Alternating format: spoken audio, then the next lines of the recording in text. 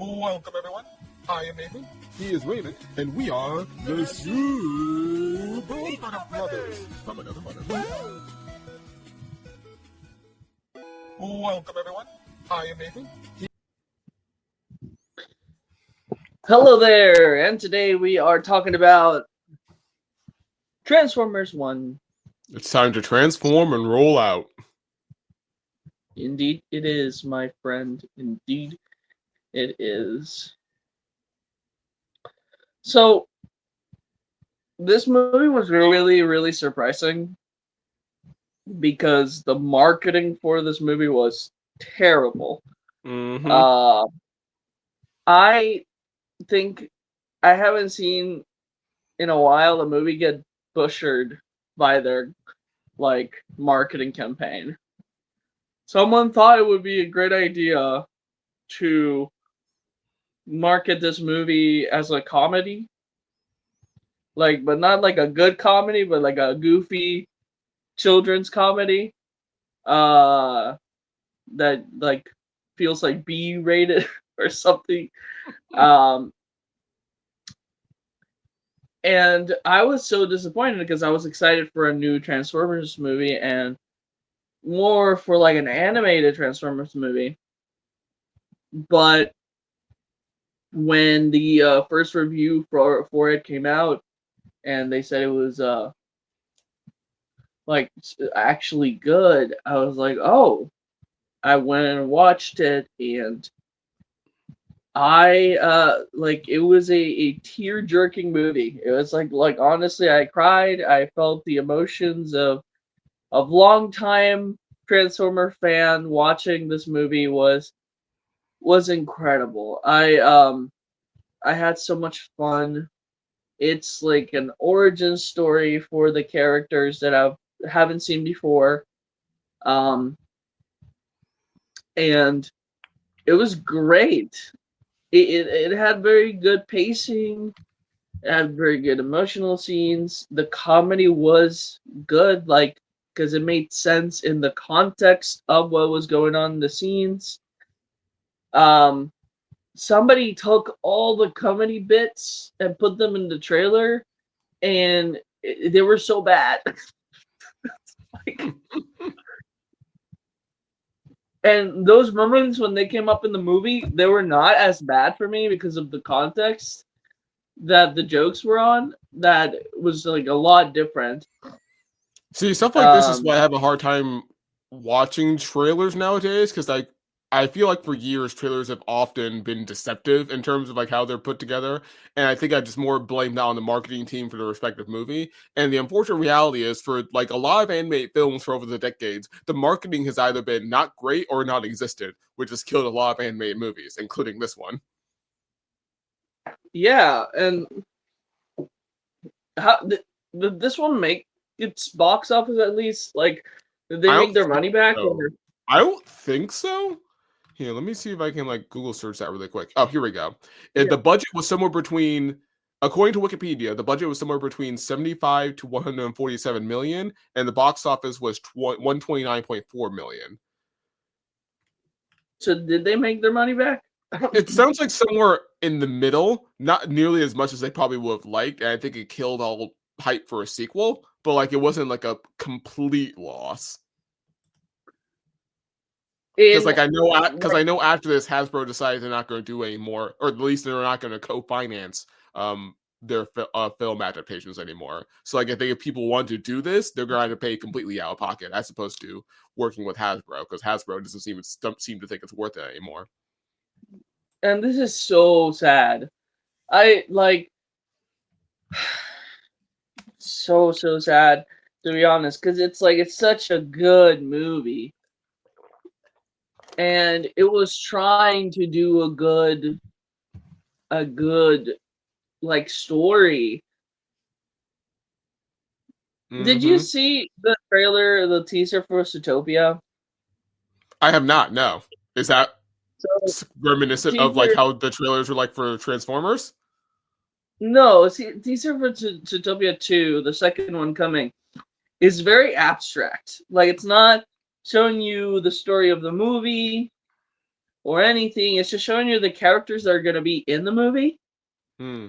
and them like running around different environments. So it's just telling you in this movie that like Hop and the Fox are going to be running around like away from different factions. At the The speed cops, of sound. Sorry. but they're gonna be running from someone because of the new Snake character. Okay. Um, so it just gives you the idea. It gets you hyped because you're excited for these characters. I like that concept of teasing or making trailers that are fun, like that they're little stories on their own, and they're teasing the fact that the movie's coming out. I don't remember when. I don't know if you remember when they were teasing. Um, I think it was the second Deadpool movie.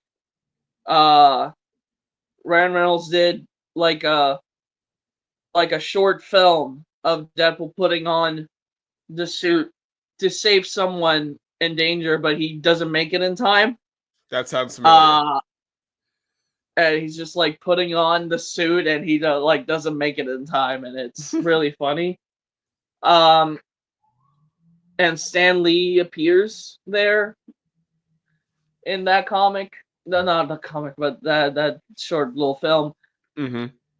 That would be how I would like moving forward. Would love to see trailers and teaser trailers more of like if you're trying to deceive us of what's actually in the film, or you don't want to reveal what's in the film, don't try to shop up parts of your movie or CGI parts of your movie. Just make a marketing that's telling people the movie's coming.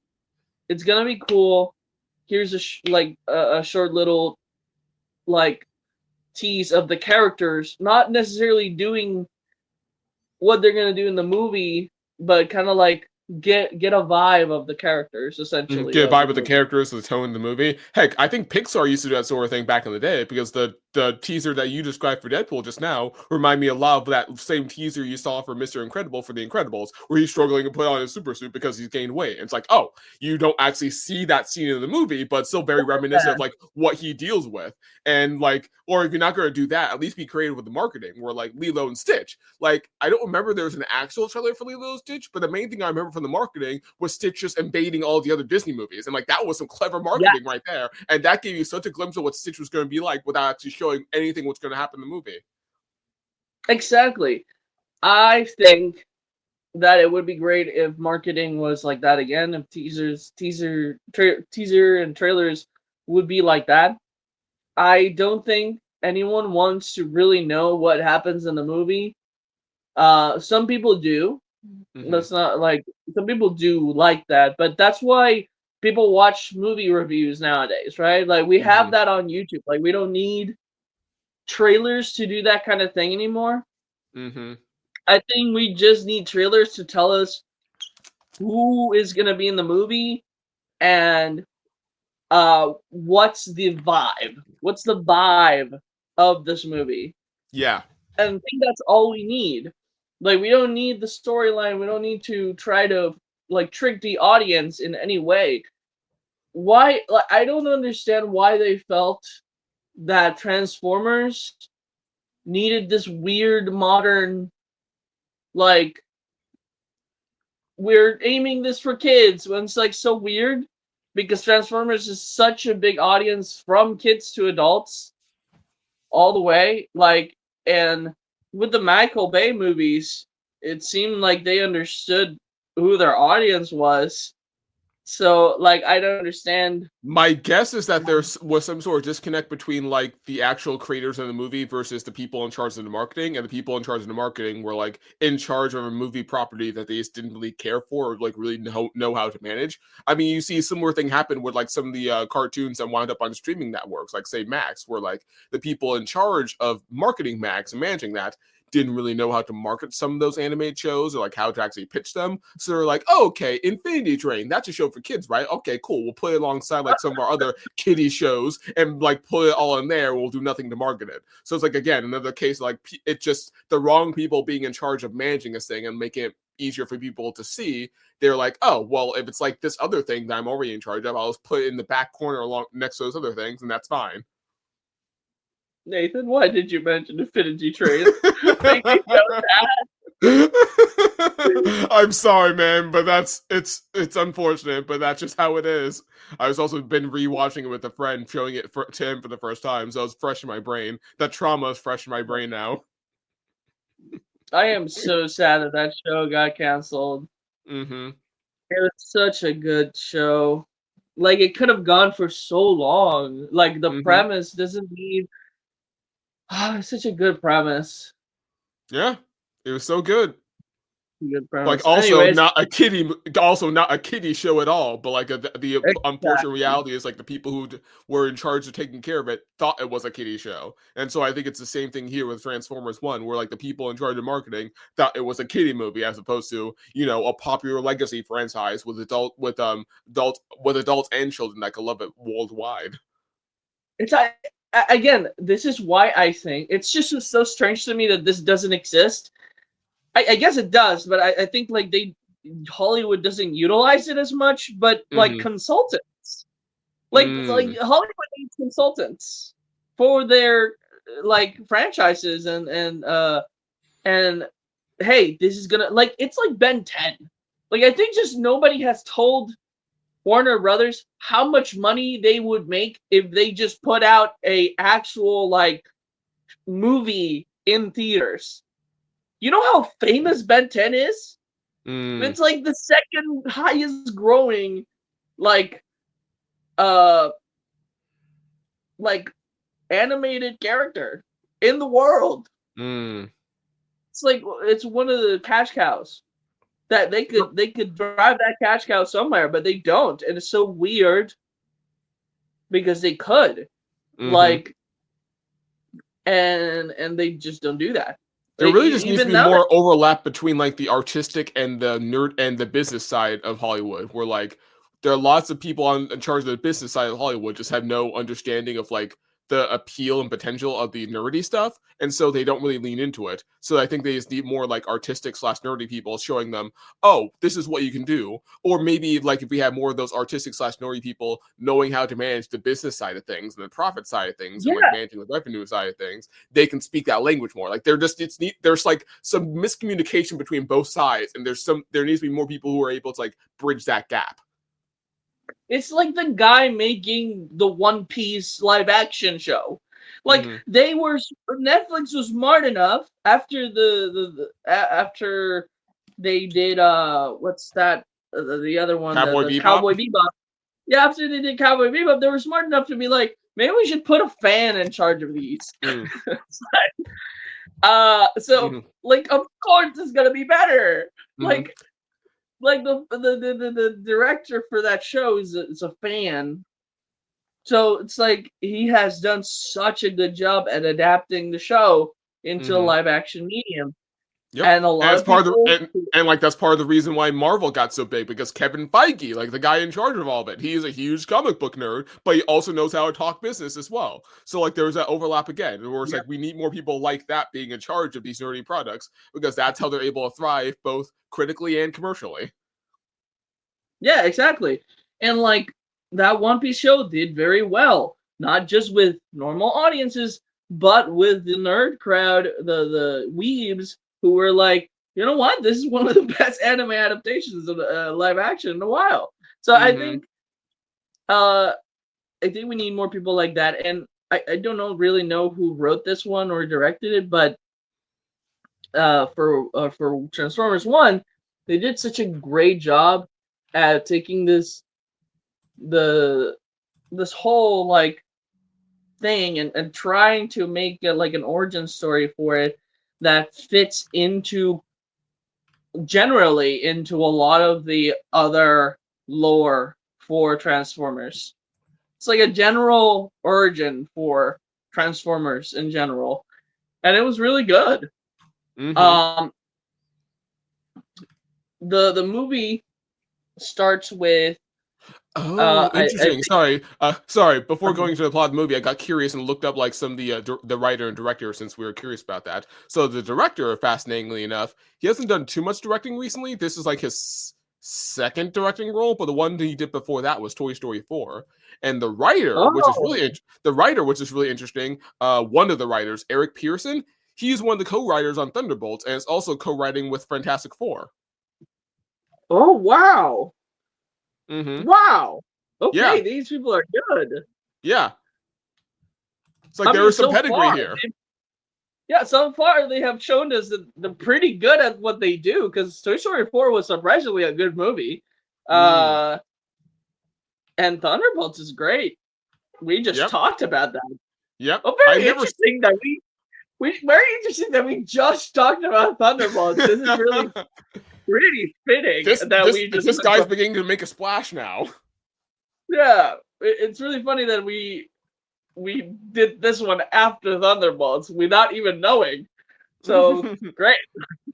And now I'm curious to see Toy Story 4 because I never bothered to watch it. But like after seeing how well this director did Transformers 1, yeah, I'm curious now. Oh, really? You haven't seen Toy Story 4? Nope, I didn't bother because it seemed unnecessary. Oh, interesting. It's surprisingly really good because I was worried about that as well because I love Toy Story. Like I have Woody. Like I still have Woody from when I was a kid. My first birthday party was about Toy Story, and I had Woody and Buzz and all the other characters. Like I had Mr. Potato Head. I had Slinky. So I'm very much a fan of that series. I did give away all the other characters, but I kept Woody. Because Everyone else, Andy you're like, I don't want to play with you anymore. But Woody, you stay. Yeah, exactly. Like I did the opposite of what Andy did, which is stay with Woody. Like I did what he was supposed to do in that third movie, was give it Woody and stay with Woody. That's what I did. I was like, buddy, you're staying with me. You got friend in me forever. Exactly. No, but it's a good follow-up movie. Pretty good. Good to know. Yeah, so it's surprisingly really good. It's interesting. It also gives us a little bit more of a like, wait, how does this like toys coming to life kind of work because of the Spork character of like, if a kid thinks something is a toy, then it must be it must be alive. And that's like really interesting because that means that children can create life. It's Foster's Home for Imaginary Friends over again. All the kids need to do is think, and the friend comes to life. Exactly. Well, but yeah, let's get into this movie. Sorry to distract. Yeah, no, I think what's before we enter into it, I think the unnecessary thing is Toy Story 5. I think that is completely unnecessary, and I just don't know what they're gonna do because Toy Story 4, Toy Story 3 was a good close-up for the characters. Toy Story 4 was another good close-up for the characters. So Toy Story 5 is kind of like, why are you even here? Money, I guess. I just don't know what they're gonna do because Woody's gonna be a character in that movie, and I thought we had a very good bookend to Woody in the fourth movie. So I would have been okay with having a fifth movie without Woody, to be honest. Yeah, at this point, I feel like we just need a new cast of toy characters altogether. Exactly. Like, it's called Toy Story. Like, we can have any toys being in a story. Like, we don't need the same characters. Like, we can lean into the toy universe. Like it's like it was Star Wars. We don't need to keep making a Star Wars movie about the Skywalker family. We can do stuff outside the universe there. Exactly. I don't understand what is up with Hollywood and just keep using the same characters. Like, if you want to make sequels, that's fine. People are gonna come. People are gonna see Toy Story and they're gonna, hey, everybody's gonna go see Toy Story. You don't need to make it more appealing for the people who are already gonna go see it. It doesn't make sense. Marketing doesn't make sense. People in Hollywood don't make sense anymore. Like, I just don't understand how they work. Their brains are fried. They just see money, and that's all they see. And I'm sorry, but this is the case because I can't explain it any other way. It just feels like they just see money and done. And when something doesn't work, they go like, "Well, people don't want to see that, I guess." Mm-hmm. And it's like, no, it was your fault for making bad marketing. Like, it was your fault for not marketing it at all. It's your fault for trying to force an idea that has been already beaten to death. Change it up. Mm-hmm. I don't know, man. It's I just don't get like it either. It's frustrating. Anyways, Transformers. I love that this podcast is basically us complaining about Hollywood because that's what it boils down to all the time. Yes. Hollywood must Okay. hate us if they even knew we existed. Yes. Oh man. Also, Anyway. spoilers from the movie. Yes, thank you very much. Spoilers for the movie. As it starts off with Orion Pax and D16. They are miners, just like the average folks, and they can't transform. They have like they don't have a what's that called? A transformation cog. Yes, a transformation cog. They don't have one of those, so anyone who doesn't have a transformation cog is sent to the mines. And they are put there. And trust me, they did not yearn for the mines. Yeah, they are subservient because they think that they are doing a very, very important job, which is keeping Cybertron alive. A lot of them are like very, very much like to be there and like their job, but Orion Pax doesn't like his job. He wants to be a transformer. He wants to have a cog like all the others, and he believes that even without a cog, he can be one of the transformers up there. And to kind of reflect that, he wants to go to a I think it's like a tournament of like a transformer race, if I'm not mistaken, to prove that even though without a cog, they can still win the race. To prove that he is more than meets the eye. Exactly. And D16 does not approve. Like, he's like, I don't think we should do that, dude. Not cool. Just for you guys, I know you guys know because you saw the movie, but if you didn't see the movie, but you're watching, but just go watch it now. Don't listen to us. Go watch it. I guess. But if you don't want to watch it and you just want to listen to us, that's cool too. Orion Pax turns out to be Optimus Prime. He's Optimus Prime. And D16 will eventually become Megatron. Mm-hmm. So they start out, they're besties. Friends. Exactly, and they're very much best friends. They have helped each other in pickles before. Apparently, Orion Pax is the usually who puts them into the pickles. But D16 very much goes along with it, and he essentially very much enjoys the company of his friend. I think we see like a nice gesture here, like at the beginning where Orion Pax is able to like get one of a sticker of like limited edition sticker or something for his friend D16 of his favorite Prime.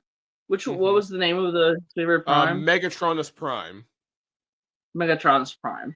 And like to give context, these primes were basically like not literally the gods, like the champions of the gods of their worlds, but like most of them had all died out, basically. Exactly. Like, and now we have as the leader of this of Cybertron, we have Sentinel Prime. He is the newest Prime on the line of people in charge of Cybertron, and everybody looks up to him. He's incredible. D16 looks up to him a lot. We are essentially very much introduced to the fact that the primes were like the heroes and like you said, the legends of this world, and D16 is very much a fan of Megatron's Prime, and he has like the sticker, the face that they show us from Megatron's Prime is like the Decepticon logo essentially. So we know that what that's gonna be later, right? Yep. So it's so fascinating. That's such a cool thing. It's so cool. Like put lore to the symbols. Like I love that. Like I don't think I've heard that before. Like about I personally haven't heard it in any other like Transformer thing, where like the logos come from. It's such a nice touch. Yeah, it's really cool. Just true transparency here. I have never watched the comics, so if any of the I've never read the Transformers comics, so if any of this is like referenced in the comics, I wouldn't know. I've always watched the animated movies, the animated shows, and the Michael Bay movies. That's the only thing I watched of Transformers growing up. It was like the animated series and all that. Same with me, but like even less. Because I don't think I finished most of the animated Transformers shows I saw. I mostly just saw clips. I think literally the only one I watched all the way through was Transformers Animated. Like I know there's shows I watched before that, but just like never finished. It's just more like I saw a random episode or two. Transformers Animated is the best one. It's my favorite. Transformers.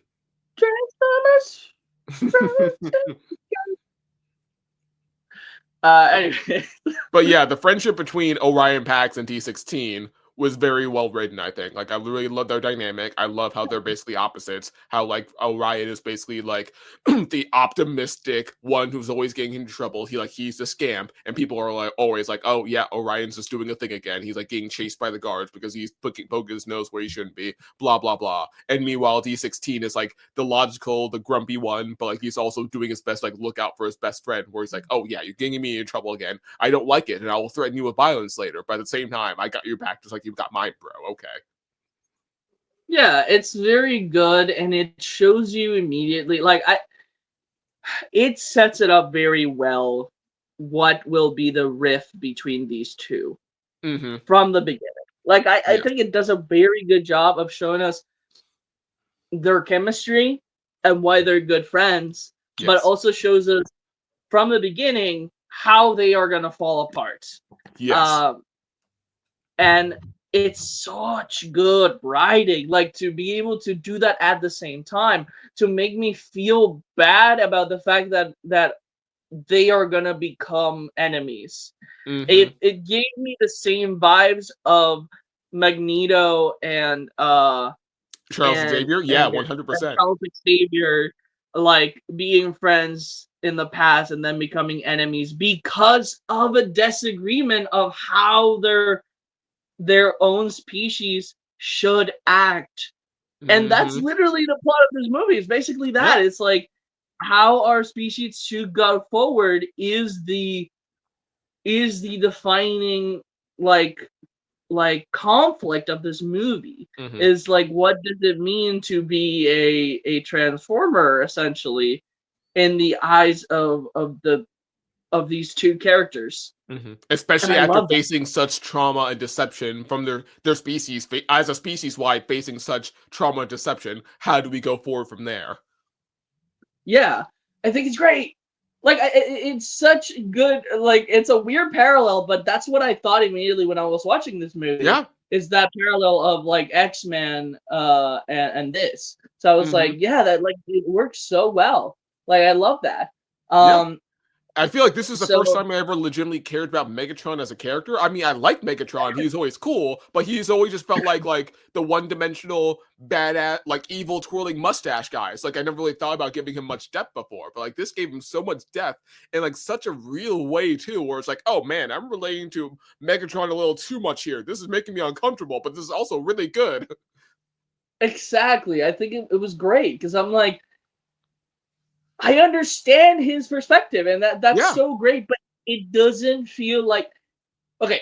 I really dislike the trope of making the villain so three-dimensional or so complex that then you're rooting more for the bad guy Mm-hmm, than the mm-hmm, good guy. Like I mm-hmm. don't like that. Like I don't like feeling that. But Right. this movie does such a good job at not making me feel that. Like Mm-hmm. what I felt more was a tragedy to me. It was like Yes. I understand where you are coming from, but I Mm-hmm. just don't agree with what you're doing. Yes. It's the same thing I feel with Magneto. Like I Mm-hmm. understand where Magneto's coming from. Like I totally get it. Like his trauma of like being in like a Jew and being like put in camps and stuff Mm-hmm. like this and then facing the same like that Persecution. same this persecution because of being a mutant as well, like drives him over the edge, and he didn't have the power before to stop his oppressors, but now he does. uh so like I understand where he's coming from. I don't agree with what he's doing, Mm-hmm. and that's a good villain. Like Yes. when you understand where the villain is coming from, but you still just you don't agree with the villain. You don't agree with his methods, you don't agree with what he's doing, but you understand where they're coming from. Mm-hmm. That is good writing of a Yes. villain. And talk about the comparison between the pairs again, and suddenly made me realize how both pairs kind of have a moment where like the good guy, Orion in this case, or Charles Xavier in the other case, had a moment where they're trying to talk their friend down from going over the edge, but like say the right things technically, but also technically say the wrong thing in that moment that kind of sets their friend off. Like in the case of like X-Men First Class, when they're like dealing with the missiles at the Cuban airstrike, I remember like Magneto's getting pissed off about like people firing missiles, and Xavier's like, they're just following order. They're just soldiers following orders. Like they're not the bad guys. And that's exactly the moment Magneto's like, oh, I'm tired of dealing with soldiers just following orders. Like, no, we're not letting this happen again. And meanwhile, in Yeah, here and here in Transformers, there's a moment that really got to me where like Optimus fast forwarding to the end of the movie where he's trying to like stop Megatron from like killing Sentinel, and he's like, no, it's like stop this Megatron, stop this D, you're better than this, don't be like Sentinel. And like you see the look on Megatron's face for like a half a second there that he looks so hurt, so betrayed, being like, how dare you compare me to Sentinel, I am nothing like him. And that immediately sets Megatron off to like lashing out against both Orion in that moment, and also just doubling down on killing Sentinel. Because like, how dare you say I'm like the guy who hurt us so much? Because I want to be like him, but I want to hurt him too, though. exactly. It's so so good. Mm-hmm. Like I sent you a short of somebody, and this is why I wanted to make this episode, because I sent you a short of somebody saying that like Yeah. Megatron's plot in this movie came out of nowhere, like his turn to evil came out of nowhere, and that like the character development is not good, and like it doesn't make any sense. I'm like, yes, it does. It's Like like, it bro, is did you set even watch the movie? exactly like what are you talking about? It's such a good villain turn. Like it's one of the best villain turns I've seen again since Magneto's villain turn. Like Mm-hmm. that's like it, Like that scene where he lets go of Optimus. I'm tired of saving you. Like just that his eyes glowing red, the voice delivery is so good. yes, because because it's like in that moment, like you said, he feels betrayed by his best friend because how can you not be with me on this? Like, Mm-hmm. why don't you agree with me?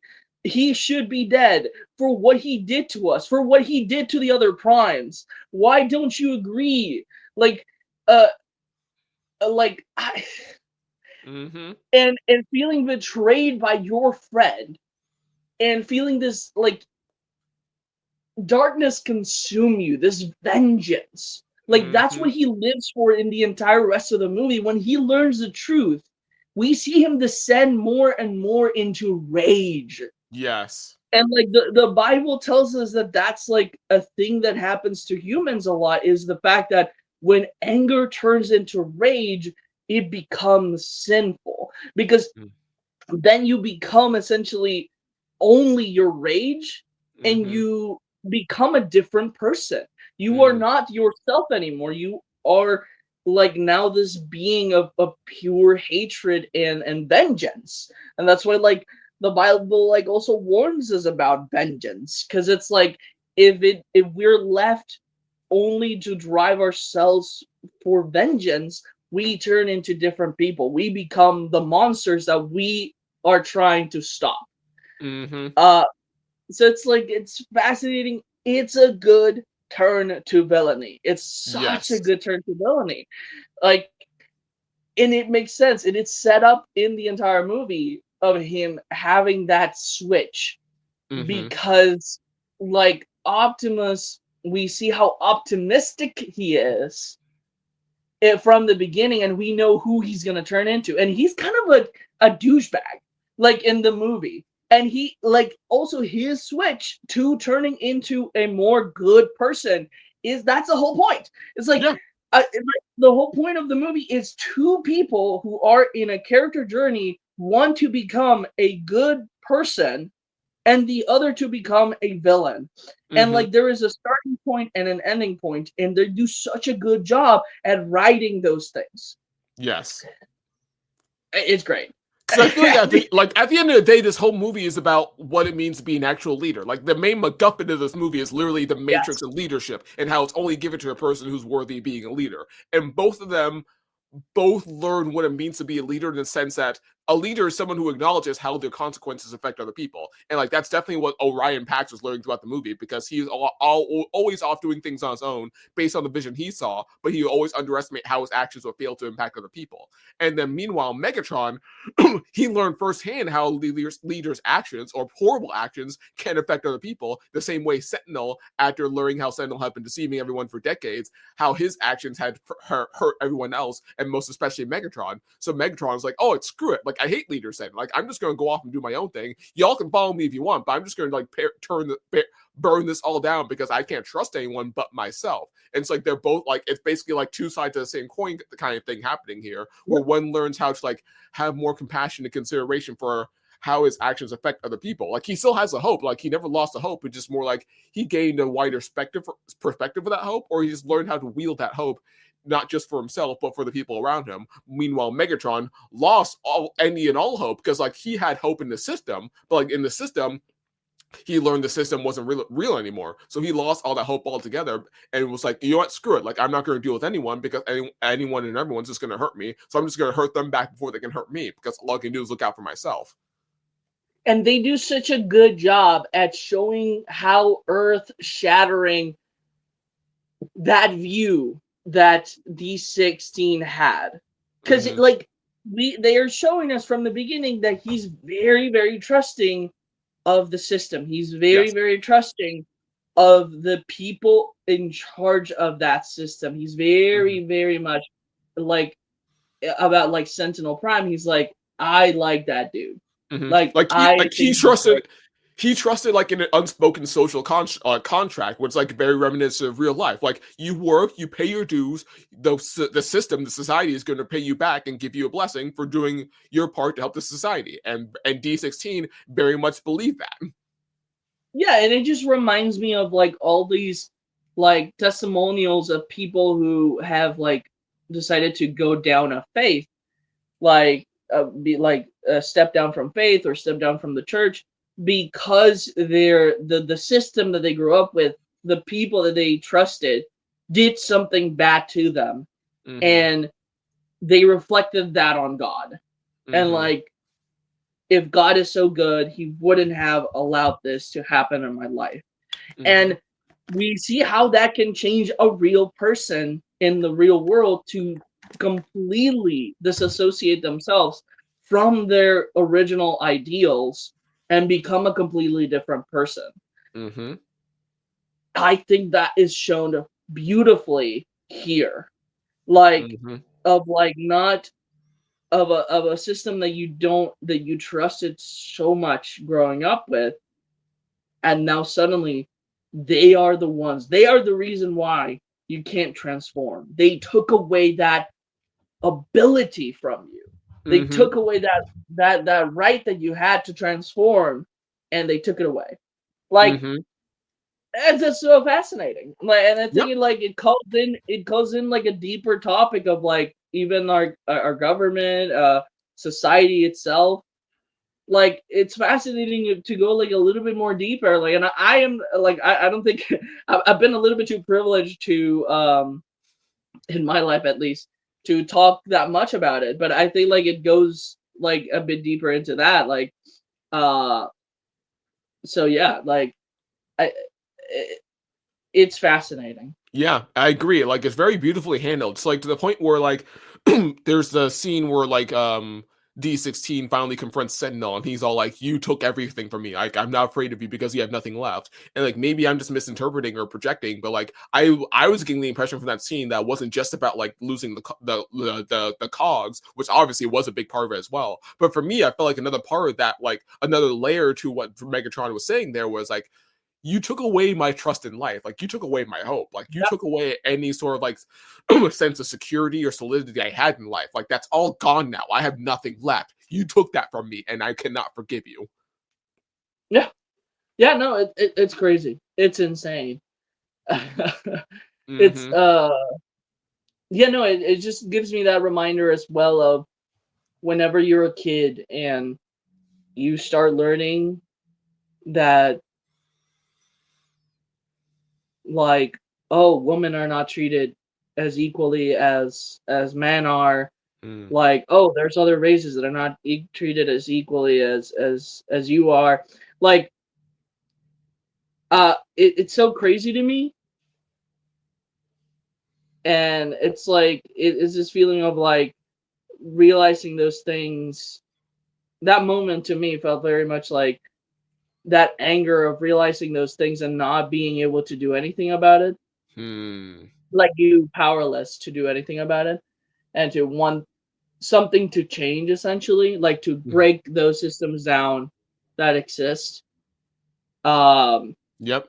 but you can't do it, and it's like I understood Megatron's like I want to break it down. I want to Mm-hmm. destroy this all because they were keeping us down. They were Mm-hmm. keeping us in slavery basically in the mines.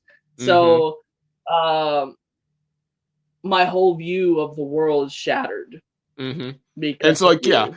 and like that turn he starts to make into full vengefulness like comes at the perfect time because like you said, he felt powerless, but the moment they got power, the moment they got transformation cogs, that's when you see Yep. him start to like really turn to the vengeful state, where it's like he had the power now. Like it's the same logic of like the point they made in the Falcon and Winter Soldier show, where it's like the super soldier serum, it gives you power, but it doesn't automatically make you good. It just amplifies what's inside you. And so, like the same way how it amplified the trauma inside John Walker, it amplified the trauma inside Megatron, where it's like he has power now, but because he didn't like process his own emotions or his own feelings, he's going to go off the deep end as a result now.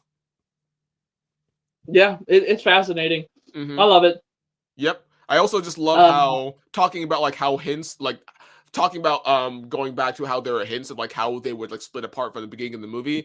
I love the hints how they added to D16's character in terms of how, and I think I've talked about this with you before on Instagram, of how physical his character is, like how the physicality to his character, because yeah, like like you see throughout like the start of the movie, he would often like he wasn't violent per se, but he was certainly more physical than Orion Pax. And so like one of my favorite interactions at the start of the movie is where Orion Pax is like about to ask him, "Hey, like if you could transform, what would the first thing you transform be into, or what's the first thing you transform into?" And before he even finishes asking the question, D16's like, "Oh, I turned you a shovel and like beat you over the head with it."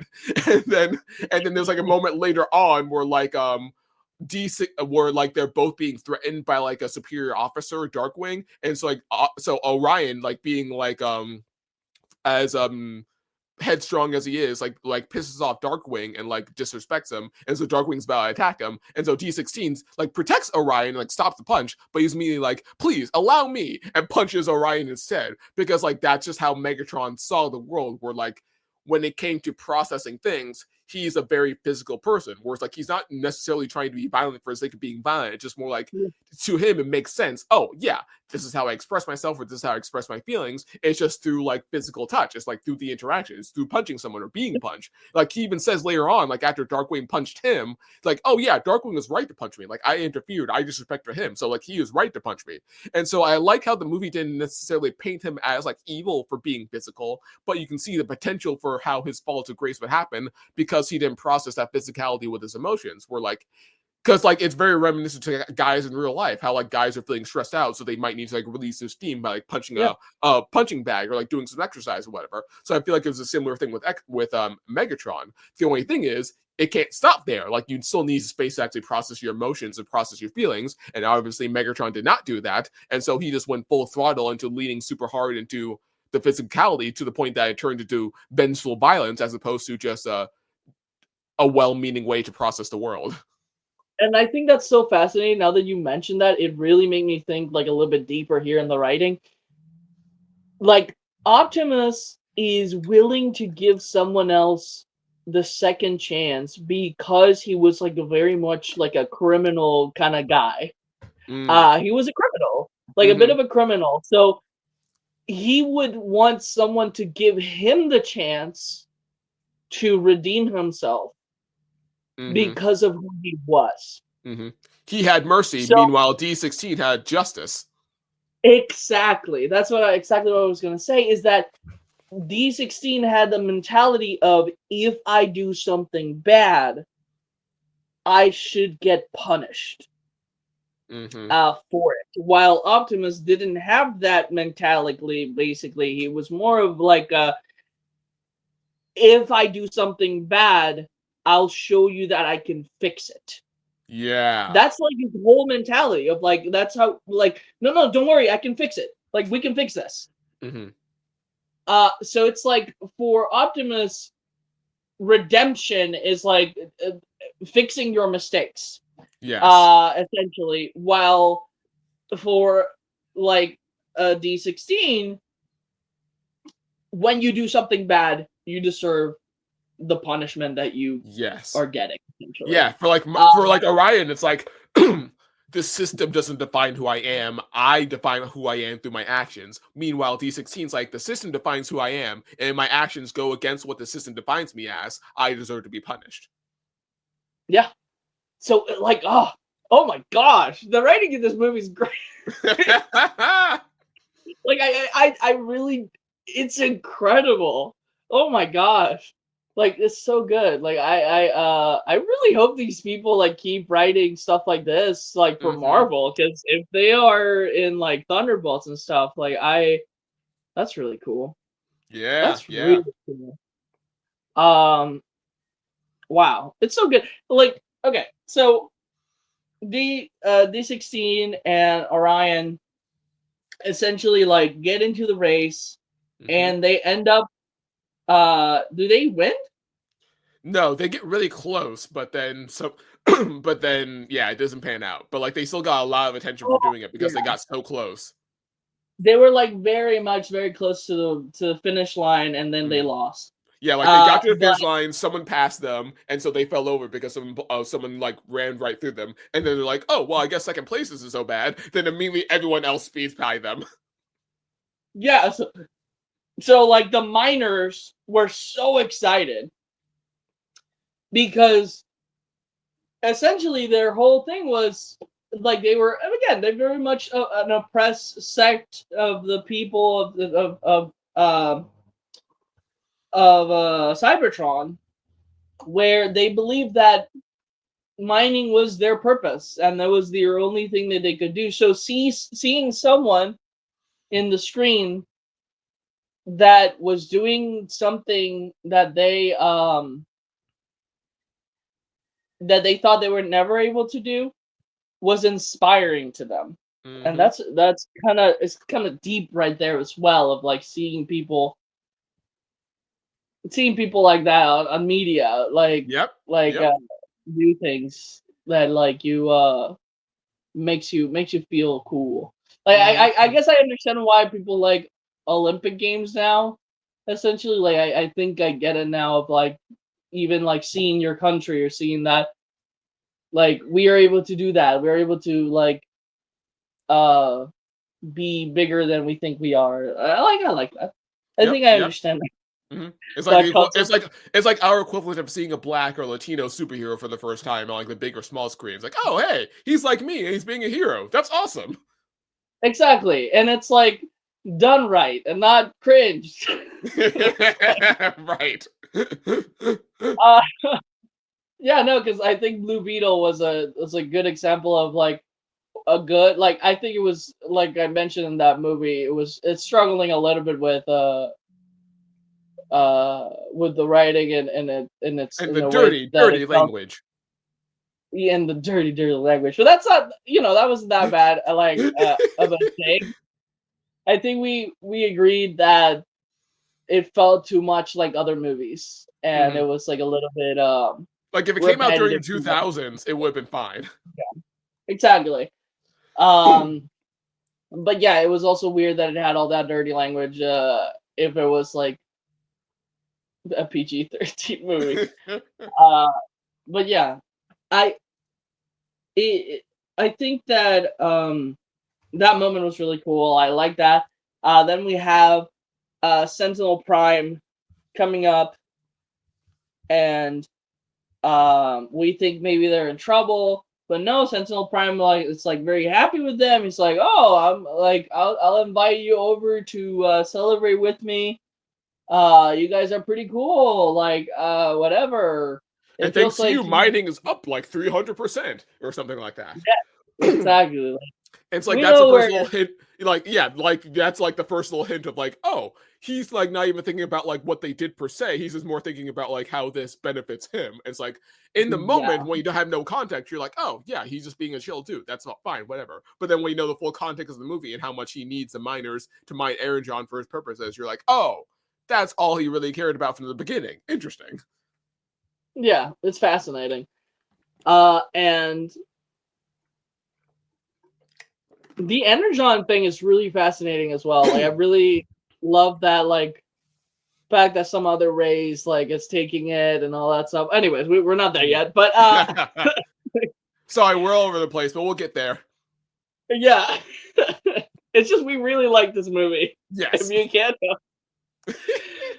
So, anyways, the Sentinel Prime like takes them over and all that stuff, but then they are thought to be breaking into essentially Sentinel's Prime. Um, what is it? It's like an apartment area or Well, something like like that. his like medical facility. So like after they got banged up for the race, he was like, "Oh yeah, I'm gonna have someone escort you to like my personal facility, so like you can get patched up." Like, and they're like, "It's the best in Cybertron." Blah blah blah. But like before they can even go, Darkwing, the Transformer robot that I might have mentioned earlier, that doesn't like them and like was their like superior in a lot of Yeah. ways, he got pissed off at like they're showing up in the race and outclassing him, and so he's like, you miners, I'm gonna get you payback now." And so he basically tosses them into like the dumpster realm of Cybertron. And they are tossed into an area where they find our friend B127, which is Bumblebee essentially. And I'll call him Bumblebee. Yeah, it's funny how he never actually got called Bumblebee even by the end of the movie. Like we all know it was Bumblebee, Exactly. obviously, but it's funny how they So, never said it. so I'm gonna call him Bumblebee because I like that name better. So, anyways, isn't it weird that some of them have numbers and others had like actual names? Yeah, I don't get it. I'm not the one in charging. Who even names the Cybertronians? Let's give us that lore. Like who names who, and how does the naming structure work? That's interesting because like we have Orion Pax, which is that a number? Is Orion a number or Pax a number? I don't know. I have no idea. Then we have like D16, and then we have Elita. Yeah. One. I didn't even know she had a one. I thought it was just Alita. I had no idea. No, Elita 1. So she has like a full name and a number.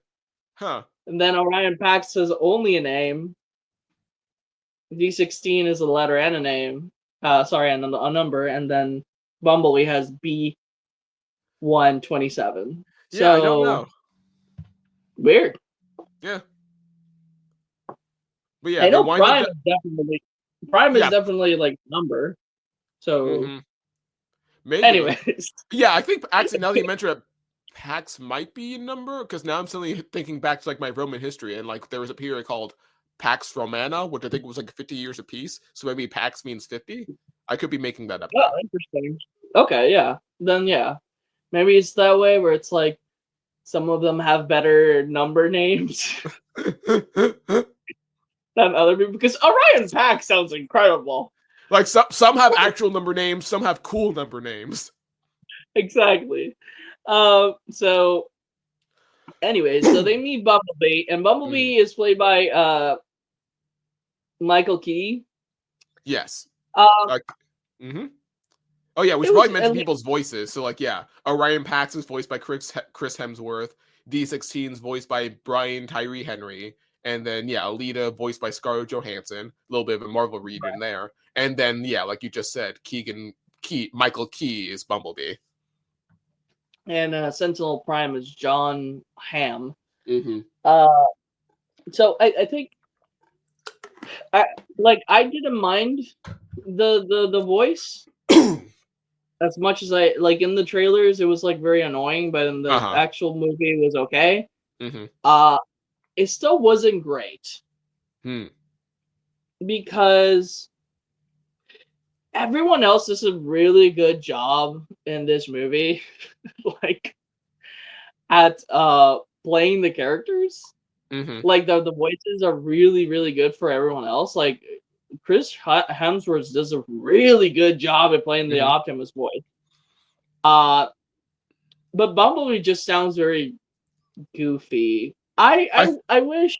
I feel like he just wasn't given any material to like actually like show off his range. Like Bumblebee just didn't really have like any sort of moment or development. Like everyone else like had a moment. Like even Alita like gave Orion like a pep talk in the middle of the movie there, showing her development at the same time.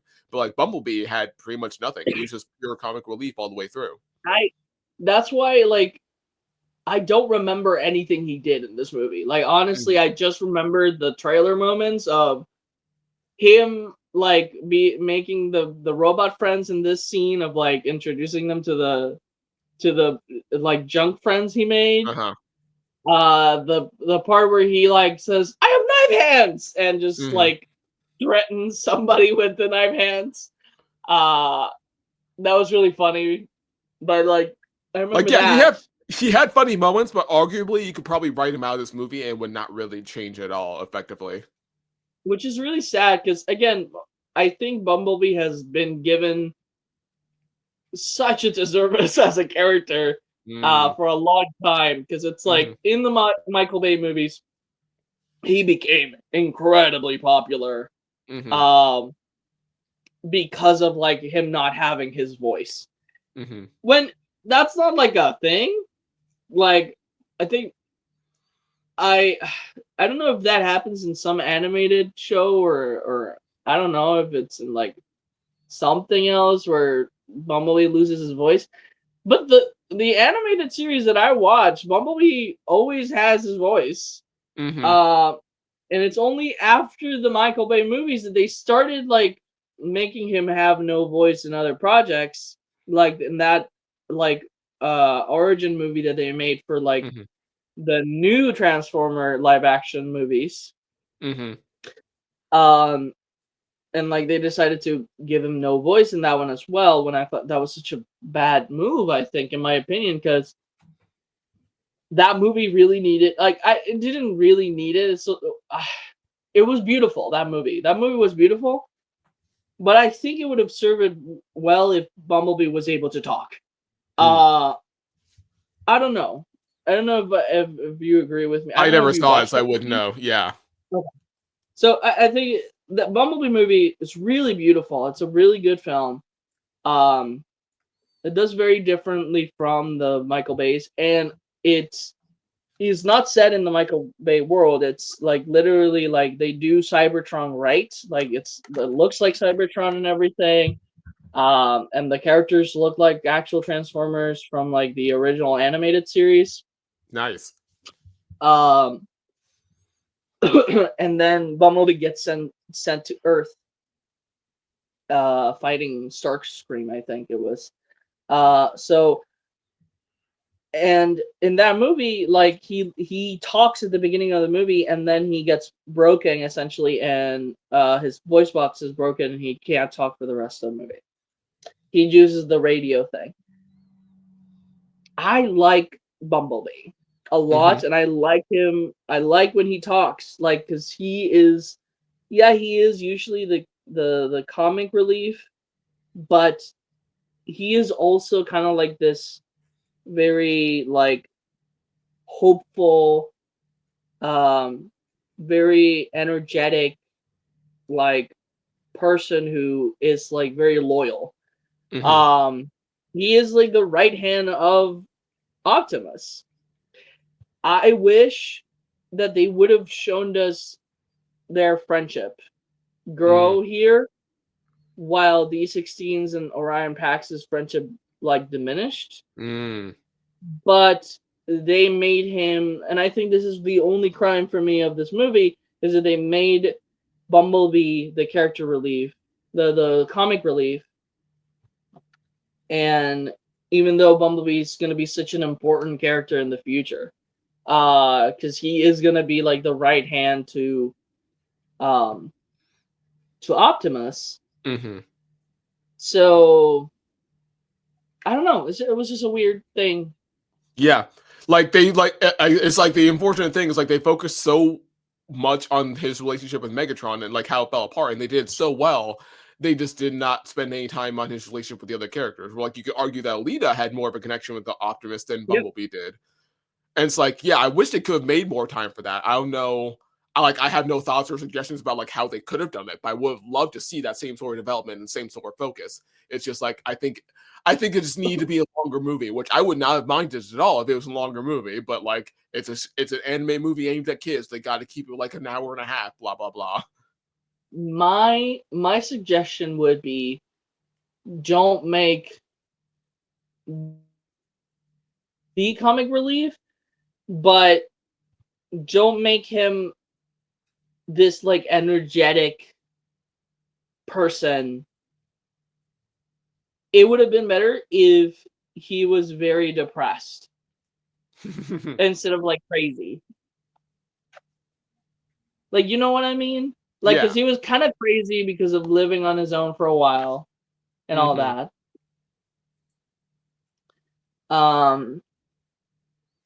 So, and they made him like very energetic, very like, I want friends. Oh my gosh, I have 9 hands. Stuff like that.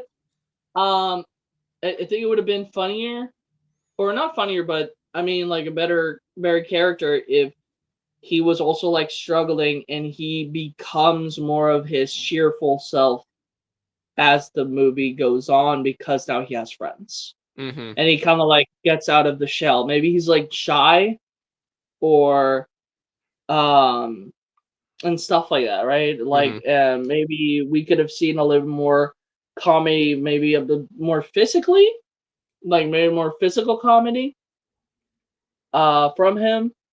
I don't know. Like I think there is a way of making him a more of a character than he was in this movie. He was not. It was just the comic relief, and that's it. Like he was.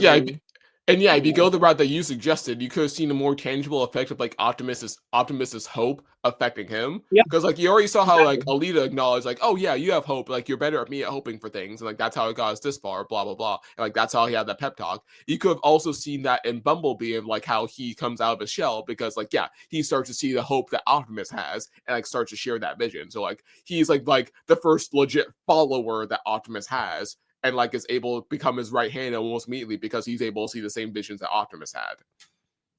Exactly. I just think that like they did such a good job at characterizing Optimus and Megatron and Alita as well, because he even like essentially she like you see how she is gonna become like a captain or something for his army, essentially for Optimus' army in the war that is to come in Cybertron. So like, yeah, like she's gonna be a captain, like, and we know that because she's like showing that leadership and everything as well Mm-hmm. in the movie, and like, but she like essentially like you understand what her place is gonna be in his army, but like Bumblebee does not seem like a right hand, like at No. all. Like he seems like very much a goofball. It's like, why would you put that guy in charge of anything? It's like Yes. Yes.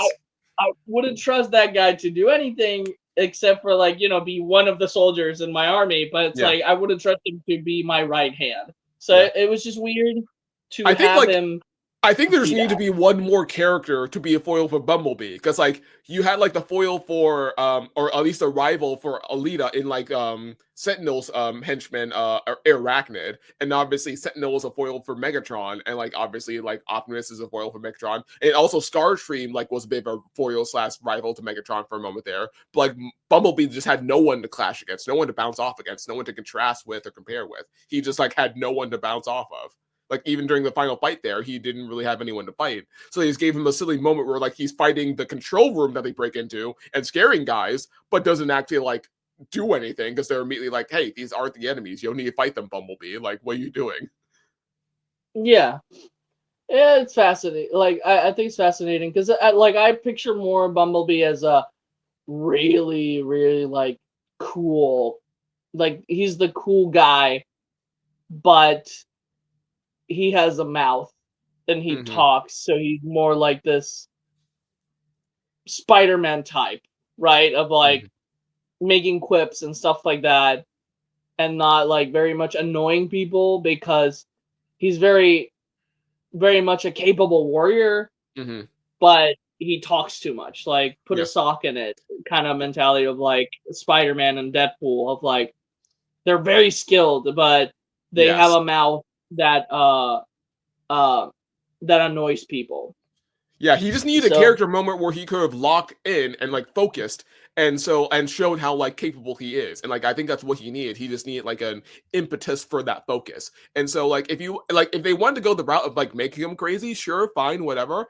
I just wish there was more of a payoff for that craziness, I guess. Like one little thing that like I was thinking about like upon rewatching a movie yesterday is like there's that recurring gag of like him calling himself Badassatron, and like yeah, I was kind of hoping there'd be a kind of like what I was talking about okay, last time with Thunderbolts, with like the whole rule of three between Ghost yeah, and John Walker coming back. I was hoping there was going to be like a rule of three payoff with a Badassatron joke, where like he's first like, oh yeah, the first couple times he's like, oh yeah, everyone calls me Badassatron, like that's obviously my real name, like you can call me Badassatron or whatever.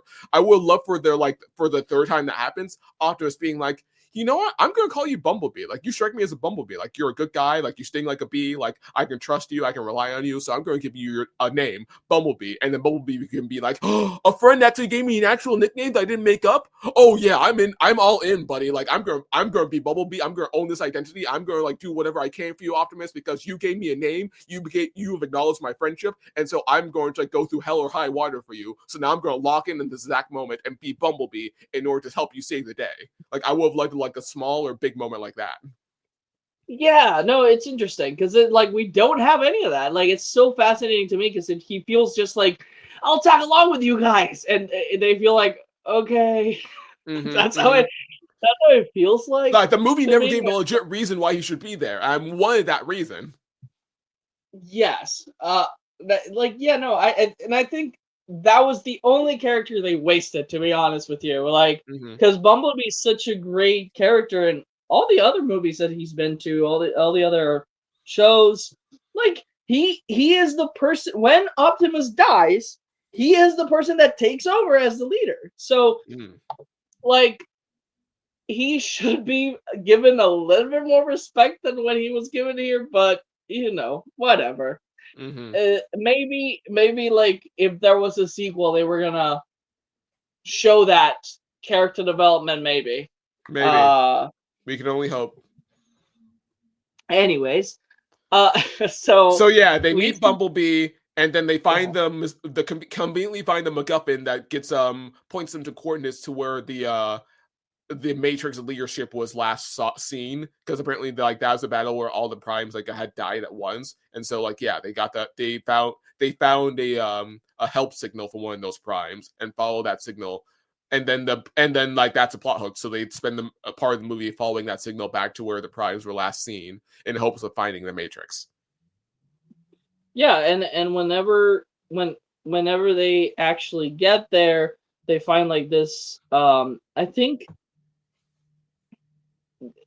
What do they find out first? Do they find the cave first, or do they see like Sentinel go out into the? They find the cave first, and then they see like all the dead primes, but they find out that one prime is still alive, just turned off, and they turn him back on. And that prime was Alpha Trion, voiced by Lawrence Fishburne, which I think he did a great job as well. And so like he gives him like. Yeah, so like he's the one that gives him like all the lore dumps and like reveals like the truth of the world, being like, oh no, Sentinel's a liar. Like Sentinel's not Prime. Like he screwed us all over. You all have been living a lie. Here, let me break this down for you. It was incredible, and then they're giving the cogs and like this is what the trailer did that I hated, is that they made everyone assume that the transformation cogs were something that people didn't have, and that for the first time they were getting them. And that was not the plot of the movie. And that it made like a lot of people were mad about that, because it's like they were like, what are you talking about? People, the Transformers transform. That's the whole point. Like they're born with the ability to transform. Why are they getting these things like they're power-ups or something? That's how it felt in the trailer. Like a lot of people were discussing that and how they hated that idea. I hated that idea as well.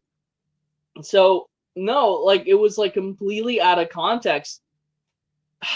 I would have preferred like if they didn't say anything, if they didn't say any of that stuff, like that, like here's the cog, like now you can transform, like. Because without the context, it just made it seem like they were not following the actual lore of Transformers. Even though this movie was very much trying to follow the lore of Transformers. Oh yeah, and make a new story based on that lore.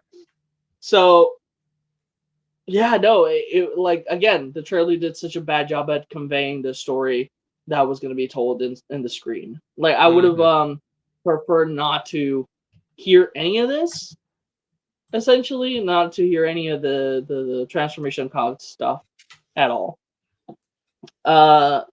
Anyways, they get the powers, and they learn Sentinel's been lying to them by betraying the primes that he used to work for by supporting the villains they're fighting, the Quintessons. And so through that, Sentinel worked out a deal with the Quintessons where he will rule over Cybertron, but he just like gives all the energon, or at least most of the energon, to the Quintessons, basically like running a racket with them, where it's like he pays off protection money to the Quintessons, and if he doesn't pay enough, they get pissed off and threaten to kill him. Yeah.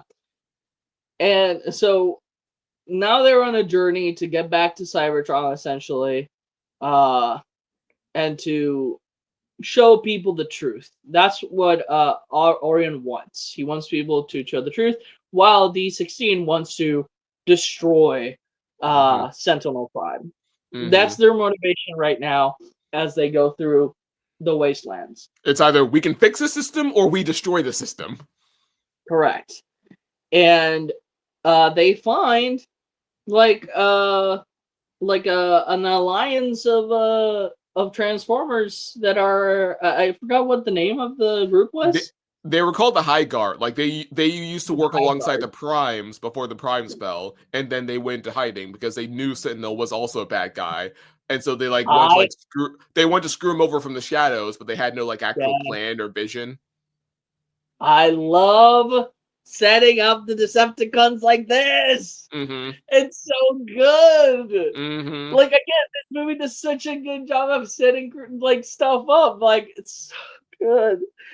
Like that's such a great idea of like these people who also want to destroy the system, and Megatron knows about them now. It's like, I love the fact that they essentially tell them, hey, like, this is our plan. This is what we want to do. Come join us, essentially, to do it. And they're like, at first they don't want to do it, but then Megatron kind of convinces them to, right? Like, Yeah, very much. because from Megatron's mind, they're basically just like hiding in the shadows like cowards, like throwing one punch and then running away and not really doing any actual change. And meanwhile, Megatron's like, y'all are cowards. Like, I'm going to go do some actual change. I'm going to not just punch this guy in the face. I'm going to tear him apart. So if you want to follow me, go ahead and do it. But like, I'm going to do it. Y'all can stay here and cower if you want.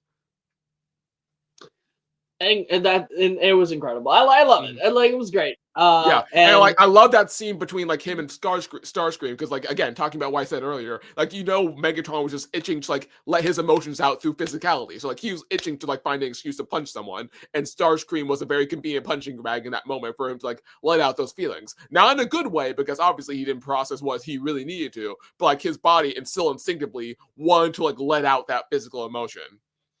And I love essentially making Starscream the leader of this group of people, because we know that again Starscream is the replacement for Megatron whenever, like, he's the right hand man. So it's like it makes sense why one he like becomes a leader because he beats them down essentially. And two, it makes sense why Starscream is always trying to kill Megatron to get the leader position. So it's like, it sets him up perfectly right there. Like, it was such a good setup for that. Yeah, like talking about Bumblebee again, I think I would have loved more interaction between like Bumblebee and Starscream just for the sake of the contrast between like the leader and their right hand respectively. Like that would have been fascinating to see. I think that would have been a great thing to do because Starscream is like the foil for Bumblebee. Like, they are the contrasting to each other. Like that's who their like their counterparts are essentially in the Transformers lore. Makes sense. So like it would have been really cool to have some interaction with them and stuff. And again, it's just it wouldn't have worked because of the personality they decided to give Bumblebee in this movie. But yeah, no, it was a strange person. He has never had like this much of a. It's just a weird personality to give Bumblebee. Like, I still don't understand why they decide to give him this personality. It's so different to anything that we've seen before for Bumblebee. He's either like very stoic and like funny at the same time, like with stoic, or very like I mentioned, very like Spider-Man, like where he's very very much the very capable like Transformer, but like he is very much sometimes very unwise and causes like his certain mistakes that he makes and stuff like that. He's like the younger Transformer essentially, like he's like the younger of the group, but he is in this position of power of like being the right hand. So like he tries his best to push past his limitations essentially. I don't know. It's he's a cool character. He's one of my favorite Transformers. It's like before he was in the Michael Bay movies. Like I liked him as I liked him before. He was cool. Yeah, no, because like again, the Michael Bay movies made him like a mute person who like talks through a radio, and that was cool because he still conveys a lot of emotions and a lot of who that character is through the radio. And because he's very like emotionally, like I think he's very much emotionally mature. He's not very wise, but he's very emotionally mature, and that's like they did like the complete opposite in this movie where he's like very not emotionally mature or anything, very like wild and like I don't know, weird take on Bumblebee. Anyway, I also like the little Easter egg they do for Starscream of like giving a reason why his voice is like so high pitched and weird because Megatron like destroys it in the middle of the fight. I love that. Yeah, that's really good. Yeah, like the Easter eggs in this movie are good. Like I didn't notice it the first time watching, but rewatching at the beginning of the movie, I really like an Easter egg where they like reference the song the touch from the 80s movie, because like there's a moment where Optimus Prime is like getting ready to like mine with Alita, and he's like, oh yeah, I feel like I got the power to like drill down and touch Primus all the way to the core, and Alita's like, you don't have the touch or the power. I'm like, dude, that was so good.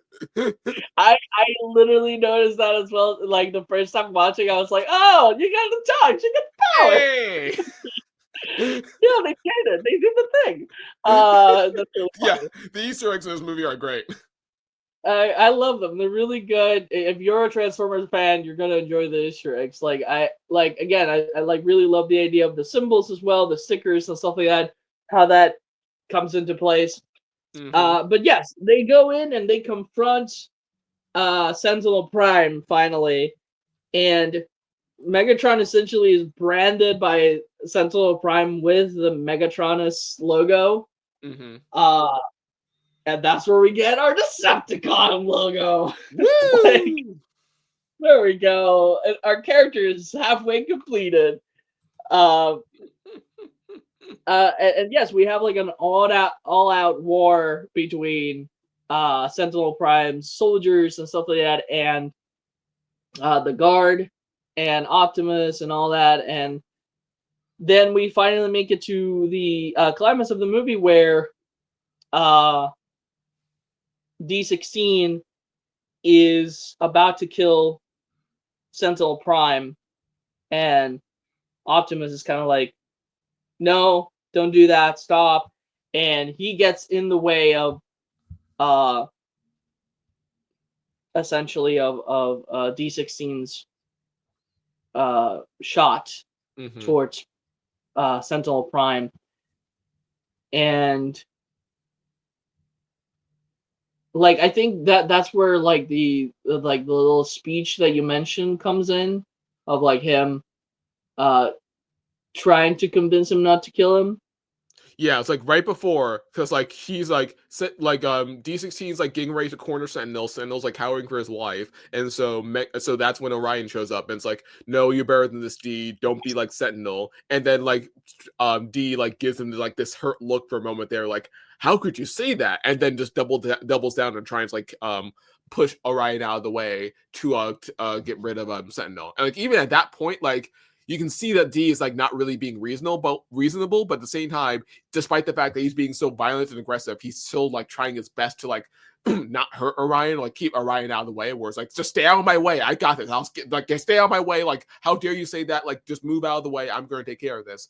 And then finally, there's that moment where like he gets ready to shoot Sentinel and take him down, and then Orion gets in the way, and then like the shot like not only like pretty much breaks like half of Orion's body, but like he like falls off an edge, but like D16 realizing what he's done, like is able to like rush over, grab his hand like to keep Orion from falling from the ledge. And like you see him just like going through like all the emotions all at once this moment, because like you can see him like legitimately regretting like what happened, like no, why did you do that, like why is this happening, like no, you should not have gotten in the way, how dare you, like why is this happening? And then like you just see him like processing all these emotions like in a split second, and then like you can see the gear starting to turning, being like, wait a minute, no, he's just getting in my way. Like, if I let him go right now, I'm able to, like, fulfill everything I want to do right now. So then he's finally like, I'm done saving you. And then just drops him. And, like, it's just such a great moment. It's, that's the moment that really got me, that I was, like, started to cry. Because I was like, yes. And I was like, this is beautiful. Like, in a writing, like, again, it was so well done. Because I was like, wow, this turn is incredible. And like we see like physically like the eyes turning and everything. Like I love that. It like really made me think about the third like Star Wars, where like Anakin becomes succumbs to the dark side essentially. But yeah, no, it's so great. That moment is incredible. And then essentially Orion falls to the Energon, if I'm not mistaken, like the water, right? It's just water. He just like falls like all the way down to the core, and like you just see like all these like fixtures and buildings moving around, but like it's like very unclear what it is, but like he just falls down to the core of the planet, and then there he hears a voice of like that Prime they talked to earlier who died in battle, being like, "You have been chosen, Orion Pax, for your sacrifice for the greater good. We now dub you Optimus Prime." Yeah, he hears the voice of God telling him, "You are done. You're chosen." I was like, it was incredible. I love the cross cutting between like him like falling down and then rising up as like Optimus Prime, and then like at the same time Megatron like killing Sentinel and taking Sentinel's core, because the core that Sentinel had was Megatronus's Prime's core, and so like in the process Megatron kills Sentinel, takes that core, puts it on itself, and so like you see basically like the fall and rise of Optimus Prime, as well as like the fall and emotional fall and rise of Megatron all at once. Yes, I love that. It's such a good. It's so good. They did such a great job, and it's like, I think the planet is supposed to be alive. If I like, that's what I got from that. I think that's what the lore said at the beginning. It was like everything started from Primus, and like in order to create everything, Primus like essentially gave up his life, but like by becoming the planet Cybertron itself. It's kind of a rose quartz situation. It's like, I'm going to give up my physical form and become this new thing. So he is the planet. He's alive. So he's the planet, and he gives him the a key. Like, is it the It's the Matrix of Leadership. So like it's basically like it's like basically just a super transformation card, because like it goes in the same exact spot. And then essentially that makes the Energon come back, because it wasn't flowing, because no one had the leadership thing like given by the planet itself, essentially. So now the Energon is flowing, and it's great. It's really good. I love that. Again, like you said, it was just like this rise of Optimus and the emotional fall, but rise of Megatron, done so well. And the movie picks up really after this. Like Optimus makes like a very like a speech, and then Megatron leaves, and then they like make like a whole thing of like the Autobots like being born and everything. We are the Autobots, and like Chris Hemsworth does a really good job of turning his voice into, because it's still him, into sounding like actual Optimus Prime. Like, we are the Autobots. Like, I was like, oh wow, he did it. He got there. And I think what's the and Brian Tyree does a really good job at also imitating Megatron's voice at the end here, like in the end credits, where I thought they were like, for a moment there, I was like scared that we were not going to see the Decepticons being born, but we do, and it's like a before credits, I think, scene, or no, it's at the very end of the credits. It's post credits. It's a post credit scene. Okay, so at least we do get it, and it's so incredible as well. Of like, of seeing him become Megatron completely and forming the Decepticons, and that kind of like was setting up for essentially what I'm guessing was the war of Cybertron, which is essentially what happens next in the story of Cybertron, which is the war between the Decepticons and the Autobots. Gotcha. So I would be curious to know more about like those Quintessons. Like, I was thinking if they did another movie, I would love to see like a 3-way battle between all three factions. That'd be great. That'd be great, because we do know that originally, like, Megatron ends up destroying the world.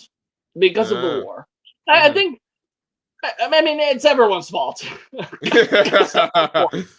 I don't think it's Megatron's fault. It's just like, it's the war destroys the world, and that's why they moved to Earth essentially. Makes sense. In other stories as well, Cybertron is still alive, and sometimes it's because essentially the Decepticons win and take over Cybertron, and like the surviving Autobots leave the planet and go to Earth. But I think usually it's destroyed, and that's why like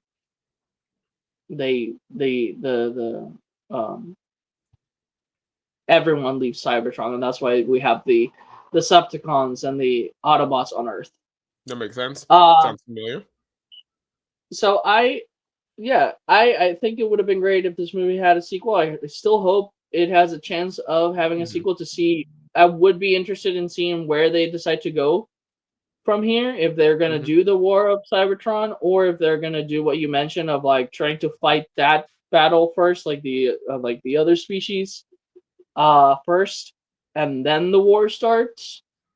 Or maybe like the war is happening and then those people come try to destroy Cybertron or take the Energon, and then they have to work together again to destroy that other invasion, and then they go back to war. I can definitely see like some mix of that, or like they it's a 3A battle, and then eventually the Transformers work together. But then like in the middle of the climax, when they like finally are about to beat back the Quintessons, Megatron or whoever like goes a step too far, and then that conflict, that's like what triggers like the destruction of Cybertron or something. Who knows? Yeah. I'm excited to see if this goes anywhere. If it doesn't, well, too bad. We still have that G.I. Joe versus Transformers movie. I'm excited for that. Oh, is that? I did not know that was happening. Wow. Yes. They set it up in the Bumblebee movie that the G.I. Joes are in the same universe. And I'm excited for that. Hell yeah. I don't know if they're still gonna do it, but that was the plan. I don't know if they're still gonna do it, but yeah, they were gonna cross over, and it was I was so hyped for that. I was like, "There's no way." Hands now. Like, we'll see. The end credit scene, when the end credit scenes happen, were happening, I was like, "What is going on?" Because it had nothing to do with Transformers. So I was so confused. I was like, what's happening in these end credit scenes about Bumblebee? And that's like they begin to go down an elevator. Like, wait, is this G.I. Joe? It's I don't know why, but that's like immediately what I thought, because I know that they have crossed over before. Of course. So I was like, is this G.I. Joe? And then like the person, like they go down the elevator, they open up, and then there's like the letters of G.I. Joe, and I was like, oh, it is! They're doing it! Hell yeah. Like, it is essentially the agency saying, oh, we have there's these robots like invading Earth. It's like, I'm like, oh, this is incredible. Let's go. We need you to handle these robots. Go, Joe. It's so silly. So silly, but it's great. Love it. I was like, I hope this comes to light, because I was like, it's gonna be really funny. Anyways. If only. We'll see. Yeah, this movie is great. I hope it gets a sequel. I like the Transformers, like this whole thing. It's really good. I think, man, I wish they would make Transformers like they used to before, like the toy Transformers. They don't. They're not great anymore. They're okay, but they're not as cool as they were before. Like, they were so much complicated to transform, and maybe that's why they decided to make them more simple for children. But I think that was like the fun part about having Transformers, is the fact that you had to like learn how to make them into cars and learn how to make them into robots. It's like a little puzzle, a little robotic Rubik's Cube. Yeah. But yeah, anyways, thank you so much for listening. Any last thoughts, Nathan? Yeah, good movie. Loved it. I would definitely recommend watching it. I feel like a great thing about this movie is even if you don't know anything about Transformers, this movie alone, I feel like gives you a good reason to care about the franchise. And like, if you want to see more, there's obviously plenty more lore and comics and other things you can go and watch. But I feel like this just makes a great starting point of like, not only explaining a lot of like basic things that like had not been explained before, but just like even just a good emotional starting point of like, oh yeah, this is why I should care about Optimus as a character. This is why I should care about Megatron as a character and things like that. And I think we said this before, but this is a really good origin story in general for any of the other like versions of the Transformers. Like because it fits anywhere, like to be honest. Like it like if you like the Michael Bay ones, like it still fits there. Like if you like the animated Transformer shows from back in the 80s, it fits. If you like Transformers, the animated series still fits to me at least. Like the origin at least fits. Like not maybe not the characterization of all the characters, but like the origin itself for Megatron and Transformers fits very well in any like Transformers media. Unless the comics have done the origin story, which I don't know because I've never read the comics. Same. But yeah, great thank stuff. you so much for listening, and hope we catch you next time on the next episode. Wahoo!